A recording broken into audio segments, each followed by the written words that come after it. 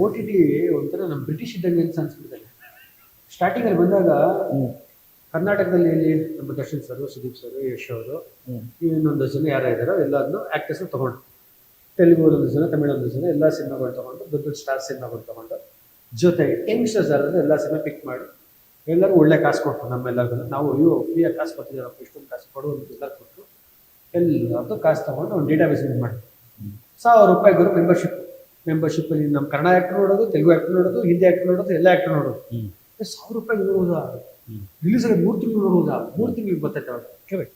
ಎಲ್ಲರೂ ತೊಗೊಂಡು data base build ಮಾಡಿ, ಅದಾದ್ಮೇಲೆ ಏನು ಮಾಡಿದ್ರೆ ಅವ್ರು ಡೇಟಾ ಬೇಸ್ ಬಿಲ್ಡ್ ಆಯಿತು, ಆಡಿಯನ್ಸ್ ಅಡಿಕ್ಟ್ ಆಗುತ್ತೆ, ನೋಡೋಣ ಅವ್ರದ್ದೇ ಸೀರೀಸ್ ಸ್ಟಾರ್ಟ್ ಮಾಡ್ಕೊಂಡು, ಅವ್ರದ್ದೇ ವೆಬ್ಸೈಟ್, ಅವ್ರದ್ದೇ ಶೋಸ್ ಸ್ಟಾರ್ಟ್ ಮಾಡಿದ್ರೆ ಎಲ್ಲ ಮಾಡ್ಕೊಂಡು, ಅದಾದ್ಮೇಲೆ ಇವತ್ತು ಅವ್ರಿಗೆ ಮೋಸ್ಟ್ ಆಂಟಿಸಿಪೇಟೆಡ್ ಕನ್ನಡ ಸಿನಿಮಾಗಳು ಸಾಕು. ಒಂದು ಟಾಕ್ಸಿಕ್ ಸಾಕು, ಒಂದು ಕಾಂತಾರ ಸಾಕು, ಒಂದು ಸಾಲಾರ್ ಸಾಕು, ಇನ್ನೊಂದು ಯಾವುದೇ ಎಕ್ಸ್ಪ್ರೆಸ್ ಸಾಕು.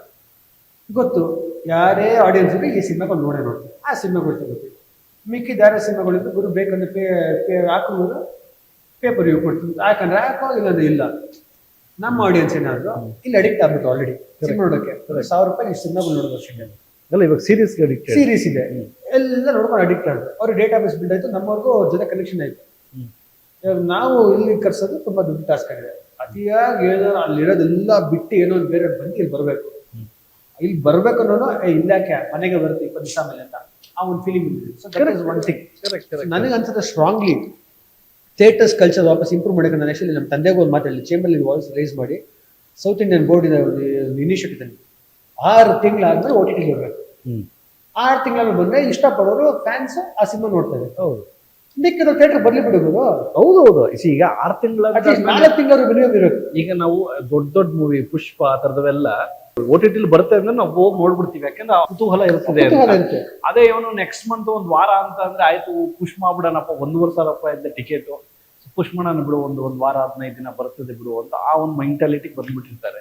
ಇಟ್ ಇಸ್ ಬೆಟರ್, ಇಟ್ಸ್ ಒಂದು ವಂಡರ್ಫುಲ್. ಅದರ್ವೈಸ್ ನಾನು ಅನ್ಕೊಂತ ಬೈಕಾಟ್ ಏನೋ ನಾವು ಮಾಡಬೇಕು ಅಂತ ಇನ್ನೊಂದು ಅನ್ಕೊಂಡು ಎಲ್ಲ ಸಿನಿಮಾದವರು ನಾವು ನೆಟ್ಫ್ಲಿಕ್ಸ್ಗಾಗಲಿ ಅಮೆಝಾನ್ಗಾಗಲಿ ಕೊಡಲ್ಲ ಅಂತ ಬೈಕಾಟ್ ಮಾಡುವಂತ ಆಪ್ಷನ್ ಇದೆಯಾ? ಬೈಕಾಟ್ ನಾನು ನೀವು ಇಂಡಸ್ಟ್ರಿ ಆಗಿ ಮಾಡ್ತೀವಿ, ನಾನು ಆಡಿಯನ್ಸ್ ಆಗಿ ಯೋಚನೆ ಮಾಡಿ ಹೇಳಿದ್ದೀನಿ ಸರ್, ಎಲ್ಲರ ಪಾಯಿಂಟ್ ಯೋಚನೆ ಮಾಡಿ ಆಡಿಯನ್ಸ್ ಆಗಿ ನಾನು ಹೇಳ್ತೀನಿ, ಅವ್ನ ಯಾಕೆ ಬೈಕಾಟ್ ಮಾಡಕ್ಕೆ ₹500 ಇಟ್ಟು ಪಾಪ್ಕಾರ್ನ್ ಥಿಯೇಟರ್ ನಾನು ಯಾಕೆ ಹೋಗಿ ನಾನು ಆಡಿಯನ್ಸ್ ಫೈಟ್ ಮಾಡ್ತೀನಿ ಸರ್.